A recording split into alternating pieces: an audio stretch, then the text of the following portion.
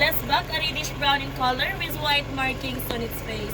That white markings that serves as their built-in sunscreen. Makasurvive na sila under the heat of the sun because of that built-in sunscreen. Once again, Blessback. Kandi nga mahalon. Hindi na mabalbak kami. Ha? Kaldirito nga tulong yan ang Kabaikan. kandi nga walay bangs. And that is Gemsback or Oryx Gazelle, or Madame Gazelle of the movie Peppa Pig. They are known for their long and straight horn, for it can grow up to 33 inches, and they can survive without drinking water for a month or even a year. That's because they will just depend on the moisture of a plant that they consume. And they are also the logo of the Qatar Airways.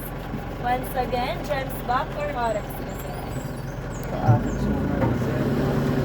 Taas yun, sir. Mas mataas pa yun na. Murag, wapa na ka 33 inches.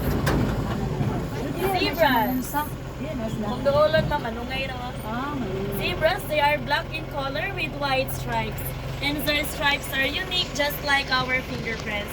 There is no two zebras that has the same pattern. And they can sleep while standing with open eyes because they have locking joints just like horses and giraffes. Once again, zebra. And they can run 65 kilometers per hour. Yung medyo light brown is female, ang black is something. Burrito na sa layo.